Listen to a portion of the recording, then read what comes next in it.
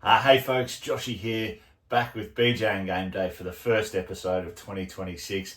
A little bit of a rebranding of the channel this year. It will just be me on your screens this year on YouTube. Brent and Bogan, we had some fantastic years. The boys have moved on, jumped into a few things of their own. You might be able to catch Brent over on the League of Inches podcast with Joel. So head over there and check out the boys. But for me, for 2026, I'm just going to run through a few sort of episodes here and there. Doing a little bit of a team reveal this week, and also going to branch out into a few other sports as well and cover a few other things. But for now, I just sort of jump in, run through my team reveal for 2026. We are in Vegas week, first week of the season. We see games kick off this Sunday, leading off with the Knights and the Cowboys kicking off around about midday or just after there. And then leading into the Dogs up against the Dragons as well. We see obviously a few players come into the team this week that we will see playing, and then most of our players will come into next season. But let's kick it off. Hooker position. Now, with the hooker position, I looked at a few different things this season. Obviously, like most people, when all the team pickers came out, looked at Reed Marnie going to the Cowboys and things like that, around 418k. Very quickly sort of steered away from that, looked at a few other players. The latest news we've had come through yesterday, Brandon Smith out for sort of 6 to 9 weeks with a calf injury. We'll just sort of wait and see what the confirmation of diagnosis is there and how long it is. But for me, guys, in the number one spot, look, I've gone pretty consistent and just sort of the best player in the game in the hooker position for the last couple of years, and that's Harry Grant. Blake Brayley was definitely a consideration for me. I've gone with Harry Grant just from a point of view of some pricing options. That 50k there, just going to make that a little bit easier in other positions, especially this early in the season. So Harry Grant takes my number one spot, around about that 610k. The number two spot for me in the hooker position, obviously, this did change yesterday. Like most people, I had Brandon Smith in there. Wasn't really happy about that, so I'm sort of blessed in this sort of choice of, I guess, change of position with Bailey Hayward for the Dogs. So we're going to see him feature over in Vegas. He's got the number 9 spot for the Dogs. Just really impressed with Bailey and what he did last year for the Dogs. We saw obviously the exodus there of Reed Marnie and that transition into Hayward. I do like what I see from him on the field. I like how sort of energetic and active he is. I feel like in the number 9 spot lately, we're lacking a little bit of that creativity there with a lot of the guys. As I say, Harry Grant, Blake Brayley have really sort of stood out as the two main number 9s you want to get. Probably the two blokes who play 80 minutes above and beyond everyone else as well. I'm really hoping Hayward can turn into that. The Dogs on their bench, I think they've got Kurtman there, they've got Sean O'Sullivan, and another number sort of 7 or 9 as well, taken into that 6-man bench. Obviously another thing to consider is the 6-man bench. As I say, this is the first episode of the season, guys. I really sort of haven't gone into too much of the rule changes or the strategic changes and things like that. We'll talk on those briefly as we sort of run through the team. But for now, that's where we're starting. Harry Grant at the number 9 with Bailey Hayward. If we move up to the front row forward position, as I say, I've heard a lot of people talk about this guy as being sort of essential or a must-have in the team. He definitely falls near that category. We are talking about Payne Haas, number 1 front row forward in the game. Definitely, obviously, the best average across the board there in that position. The signing with the Rabbitohs has got me a little bit concerned. Obviously, he wants out, different challenge, be close to the family, all the sort of usual stuff. I always find that when someone does change teams or signs ahead of time, it is a little bit of a concern with regards to form and what we can expect. But at this stage of the season, you've really got to start with him and just sort of ride the wave that he's gone on. He looks confident, he looks good. Sort of age around that perfect area, that 25, 26 years old, you're going to see the best out of him as a front row forward in the next year or two.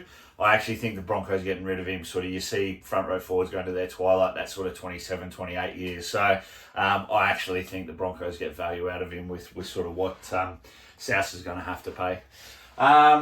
Alongside him, like a lot of people, I've got the Newcastle front row forward in Trey Mooney, signed over from Canberra. Enough's been said about him.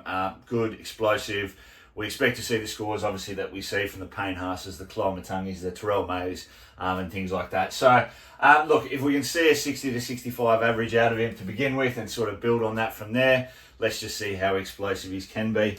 On the bench there in my front rows, I've got two lads that have been around for a little while. One is Taniela Paseka, like a lot of most people do. And I've also chucked in Bunty Afoa. Look, Bunty's obviously signed with the West Tigers. Both these boys, I'll be honest, they're probably lads that I've just avoided in Supercoach previously. They don't really have that reliant factor of sort of scoring consistently. Like a lot of people, you put guys like this in, your Jack Hetheringtons and blokes like that you just sort of see year after year in people's teams. But at the end of the day, you've got to start with some cheapies at the start of the season just with the salary cap restrictions. So for now, you're obviously going to see my bench is full of $235,000 players like most people's, Bunty being one of those.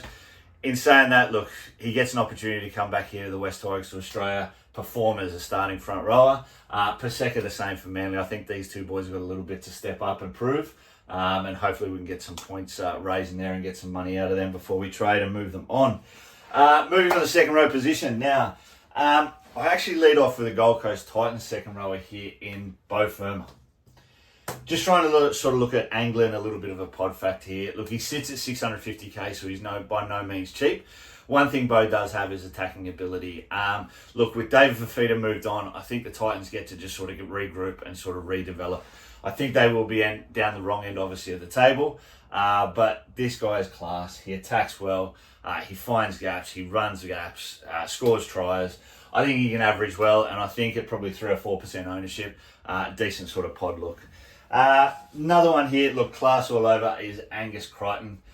Look, Crichton for me, again, a lot of talk of him always sort of leaving the game, a lot of issues. One thing he always sort of does is just bounce back with good performances. Again, similar to Beau Fermor, he's got that running ability as a second row forward that can score tries, create, and he's got the pedigree. He's played plenty of years now for Australia and New South Wales. 610,000. I think you get him a sort of a discount of what we've seen him in previous seasons. Another one there alongside him is Isaiah Yeo. Sort of looked at him as well. Didn't really want to go there. I just feel like Penrith, again, we saw him sort of lose that sort of dynasty last year. I don't think it gets any stronger with who they've got. Look, I like Talangi there, but I just think Penrith have probably got a lot to put forward. And I think Isaiah Yeo just might be sort of getting that little bit end of his career at 31 years old. Third position there, front, as second row forward. Like a lot of people, I've got David Fifita for the Bunnies. Look, 485k, the value is there. It's huge. You can't really turn it down. We saw on the first play there on the trial on the weekend, clean line break. Look, that left-hand side looks amazing. Cody Walker looks absolutely fit as. Latrell looks good there. They've just got so much strike power there that you imagine all these guys are going to get plenty of points, but they do have to share them across the whole Bunnies team. So, obviously, always conscious about having too many players in there and what we let go through. Second row forwards, benches. Let's grab these three blokes. We've got Ryan Kouchman, we've got Cooper Bye, and we've got Kalani going. Look, these guys here are pretty much just price affected. With the start of the season, they're all going to find bench spots at their teams. Look, I don't know what Kalani will do at Penrith. He may not even be in the squad, but at 201,000, I think I'm looking from a strategic point of view with Supercoach this year. You've really got guns and cheapies more than ever. I think there's enough cheapies there that we can create, create funds, create salary cap more, and turn those into better players. Whether these are the three guys or in the first 3 weeks I find myself moving to others, we'll just see. But one thing is they are all sort of base price. I don't really have any spare cash in the bank there. So it is about just sort of making sure we get it right to begin with. Look, Ryan Kouchman, I'm actually a big fan of him and obviously Toby. Ryan had his issues with injury, comes back this season, gets his opportunity off the bench. As I say, with the six-man benches, I'm not really too excited about that. I think it's essential, obviously, now even more than ever to have starting players in your whole 17. So, look, we're going to see how we go with obviously setting up our reserves. But there, we'll start with there. From a halfback position, look, I've got Mitch Moses in the 7. All right. Look, 540,000K, I think, of whatever he is. Look, Nathan Cleary, Nico Hines, they're obviously guys that we do want to go to. we've seen the scoring changes, we've seen a few rule changes with this and where it's going to get to. I'm not too sure how that will affect scoring. I'm going along the lines of being a little bit safer. Look, Mitch Moses is going to have the kicking. I actually like the Eels. Look, they've won the pre-season challenge. They picked up 100k there. I like that the club's sort of moving past the Zach Lomax thing. I like what Jason Riles has done there. The playing group looks good. Look, not necessarily a fan of a couple of their forwards and such like that, but I think what Mitch Moses can do in the 7 can get us plenty of points there. A couple of years ago, we saw the same thing. He had injuries. I think he gets a chance to come back. Halves obviously age a lot better than your forwards and such. And I just think at that price, he probably represents more value than going that sort of Nathan Cleary or Nico too early in the season. Look, back up 7. I've got Dan Atkinson. Look, I've switched between him and Ethan Sanders like a lot of most people have. Dan Atkinson at 235Ks, Ethan Sanders 246K, only 11 more. So there is enough there that I can switch and change that. Word is out of Canberra that obviously Sanders has got the goal kicking. Look, I just like Dan Atkinson. As a Cronulla fan, we saw what he could sort of do with us in limited minutes. I think given the chance to have that 7 jumper there at the Dragons and sort of run the show, I just think that's the opportunity that he wanted. Look, the 6 spot, I mentioned him before. I've got Cody Walker in there. This is probably one of the biggest price sort of reasons that I've done with regards to a player selection. Until probably about 3 days ago, I have had and have always had Blaze Talangi in there. With a few sort of differences of me going to Harry Grant and just sort of getting that genuine 80-minute hooker, I sort of had to make allowances. He looked fit. He looked good. I love what I saw from Cody in the trials. I haven't liked him the last couple of years. I thought he was fat. I thought he was slow. I saw anything but that in the trials. He looks fit. He looks healthy. The Bunnies look like they've had a little bit of a resurgence, and no doubt under that Wayne Bennett factor, they all want to sort of, put in for the legend that is their coach. So, look, Cody Walker at $3.99. I just think that there's little to lose there. We can adjust as we need to. Back up 5'8", no surprises there. The most owned player in the game, Jonah Pezzett. Look, again, didn't set the world on fire in the trials, but they are exactly that, trials.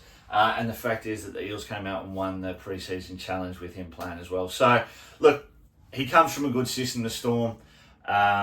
Never really see him let go too many halfbacks that go elsewhere and sort of just thrive and that.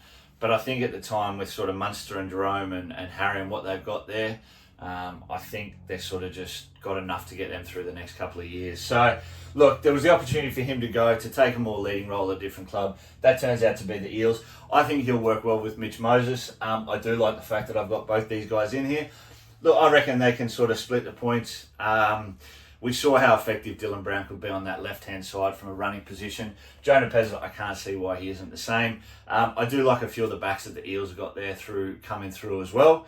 With Sean Russell and a few other guys like that just might hit some potential we've been waiting for him to see. From a centre wing point of view, now, look, the most dominating bloke in the game last year I thought was Herbie Farnworth. I had to find a way to get him in. Didn't really sort of start with him at the season and through I guess the last few months of dabbling with teams.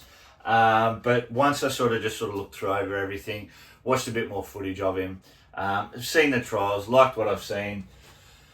Look, it's a lot to play for a centre winger, but I'm going along with the thoughts that these guys are primo players and that you need them to earn points this season just with those slight rule changes. So we're going to have Herbie Farnworth at the leading CTW spot. Latrell Mitchell up next to him. Look, class player. As I say, I think the Bunnies are going to have a massive season this year. With who they've got on deck, look, they just need their forwards to step up. They're having plenty of injuries there. That's probably where they've been weakest. They've now got David Fafita. Cam Murray comes back. Look, Campbell Graham on the other wing gets back. Jackie Whiten's always great, always brings loads of energy. So I think, look, the Bunnies have got the team to sort of go far this season, and I think we'll see plenty of points on Supercoach. Third spot there in the centre wings, I've actually got Jermaine Asako for the Dolphins. Look, leading point scorer in 2025, and I think he will be again in 2026. This guy finishes tries, can score from anywhere, fits in well with the whole Dolphins system and how they work. And when you've got players like Herbie Farnworth and Isaiah Katoa and Cody Nikorima creating all around you, I think from a 609k point of view, he's sort of just that safe area there. We know what we get from him. If he has a big year and he has a big game and scores 4 tries and 12 goals, you know, like we saw a lot of points from the Dolphins last year. So let's hope that can continue. Look, in the 4th spot there, based on teams lists Tuesday, I've gone with Setu with the Dragons. He's picked up that starting wing spot for the Dragons. For a lot of the preseason, we talked about David Farley. He's been named at 19th man for the Dragons. So for now, we've got Setu, and it comes with a little bit of a discount because I think he's down to 201k as well. On the bench, now, this one here, I've actually got Taylor May. Now, obviously, the Tigers with the bye this week isn't ideal. I just love what I saw from this guy. Look, very much a redemption story. I think he's a wanker, but I think he's got absolutely amazing football ability. The whole family does. His brother Terrell May, behind Payne Haas, is the second best front row forward in the game. And I think this guy can really stamp his sort of authority on that centre wing spot. Look, outside him is going to have one of the most dangerous, damaging centre wingers we've seen in the game for a while. Hamasi Makasini. Look, we saw this guy in the trial. He ran over a few different blokes. At 18 years of age, the future for this guy is absolutely scary, and he will be outside Taylor May. And I think, look, these guys this season can create, it's been a while since we've had a really, really fun centre wing. So to round out the centre wing spot on the reserves bench there, I've got Moses Leo from the Storm. Again, look, just a price grab kind of thing. We've seen Xavier Coates is out for the next sort of 9 to 10 weeks with Achilles injury, and I think Moses Leo will get that spot. Look, let's just see what he goes. He's been in the Melbourne system for a little while now, and I think we're going to see some good things from him. Now, from a fullback point of view, look, I've got to go with the man who's in form, and that's Reece Walsh. Look, what he did last year in the grand final was probably one of the most greatest performances I've ever seen. Plenty of people have said it. Definitely in a final series, it was just phenomenal.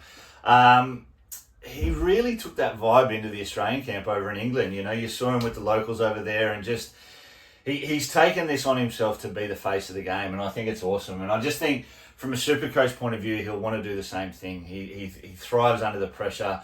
You bring out those big games, and he is just getting bigger and quicker and faster. And I think he will take it to a next level this year. Look, we've been waiting for the demise of Teddy for a little while now. Jumped off him a couple of seasons ago when he had that bad season, and then he sort of bounced back to his best ever. So, look, not too sure what to expect from Teddy this year, but look, did have him in there for a little while. Again, I've just gone with Reece Walsh based on next performances. In the other fullback position on the bench, I have Kalen Ponga. Now, this is part of the trade for Bailey Hayward. Look, I did have Brandon Smith in there, as much as I do probably prefer Bailey Hayward and was always trying to find him. Turbo. I had Turbo and we've gone a switch. So I've gone to Ponga. Word is from Barry Tui and a few of the boys put on there some other podcasts that he's got the kicking. Look, I just hope the guy turns up. He's got 3 weeks. I give him 3 weeks to prove himself before price changes. Need to see something from him, because I just think more than anything, from all the fullbacks that are out there, mentally the game gets in his head more than anyone else. And I think we see some bad performances. But look, Vegas might bring it out in him. Let's hope it does. Let's hope the big stage of the Legion Stadium there does bring it out in him. And he can score some points. And then in the flex position, whether you want to change these around, I do have Keanu Kinney. Like a lot of people, this guy at 495k represents fantastic value at the Titans. Attacking wise, looks an absolute beast, pops up everywhere. Like a lot of sort of the fullbacks we've seen in the game, he is made of the same mould, and he can finish tries as well as set them up. So, bang, there is the team. So, guys, you'll see it on your screen right now. Only a few grand left. That's where we're sort of settled on. As I say, advantage of sort of letting this out now is we have seen the Brandon Smith injury. We've allowed for that one there, and we can go forward. Let's run a quick top 5. Now today, each episode, guys, we're just going to run through a top 5. A few different categories and things like that, just for a little bit of something different. We're going to go with all-time movies. Now, these are my favourite, guys. In no particular order, you do not have to agree with this. I'd love you to put in your comments your own 5, but we're going to run through these. At number 5, Hudson Hawk. Bruce Willis, cat burglar story, bit of a funny one. Just one of mine that I've always loved since I was a kid, and recommend it to anyone for a bit of a laugh and something fun. At number 4, and look, the pool player that I am, I absolutely love this movie. Plenty of my pool playing mates will know this one, and that is Pool Hall Junkies. Small little independent film from Mars Callahan. Yeah, bit of fun. Again, look it up. Some good cameos in it, some plenty of faces in it that you will know. Christopher Walken makes a great appearance in it as well. Number 3, Green Street Hooligans. Look, Charlie Hunnam, Elijah Wood, absolutely love this film about West Ham United. And yeah, just obviously the firms over in England. Always good to watch. Very emotional towards the end there, but yeah, one that I've liked a lot of the time. Number 2 on the list, and we've got Escape from Sobibor. Now, this one here, 1987 war film based on sort of Nazi Germany and the concentration camps and the gas camps. So 2 hours and 20 minutes of sort of just fight and survival and people going through that sort of thing, but some good actors, Rutger Hauer and things like that, and yeah, very, very enjoyable film. And number 1, plenty of the boys will absolutely agree and love with this one, and that is The Shawshank Redemption. Look, all-time favourite film, can watch it any day of the week, again and again. Tim Robbins, Morgan Freeman, absolutely brilliant in it. Amazing supporting cast as well. So, there you go. There's our top 5 movies of mine. Guys, we're going to actually introduce sort of a little bit of a new segment and run through to a different sort of channel that's going to come about. Going to start a new YouTube channel called SideQuest Golf. Want to do a little bit of sort of golf vlogging and things like that out there. We're seeing a lot of YouTube golf come out with Bob Does Sports and things like that. Absolutely loving it online, and over the last 4 or 5 months, I've had the chance to jump back out on the golf course and sort of get back to where I was and sort of chasing that down. So it's been good, it's been fun, learning again, trying to get back to being a half decent golfer, and we're going to take that out. But what I also wanted to do was just run through basically your weekly tournaments, whether it's a PGA tournament, whether it's over in the DP World Tour, Live Golf as well. Absolutely love it all. Anyone who's got an issue with the 3 tours and you don't like it, probably might not be the right channel. But let's jump over to the BMW South African Open. Kicks off this afternoon on the DP World Tour. Look, top pick there. I've got him at $41. We've got Jacob Skov Olesen. Look, really good player in good form. I just think he represents a little bit of value in markets when we sort of look at him compared to everything else that's out there. So a couple of guys I'm going to put up now, a lot shorter in the market. We've got Jaden Shaper, second in the market behind Patrick Reed. We've got him there at, I think it's $11. Paddy Reed, he's coming into the tournament off a 1 T2 1 in Abu Dhabi and Dubai and that, and so he's obviously in form. Shaper's had a couple of wins himself this season, or late into last season too, and I think he's probably the next best. Look, the South African Open, it'll be a home open for him. Probably try that a little bit harder. Very, very good golfers here in Dean Burmester and Brendan Grace on Live Golf.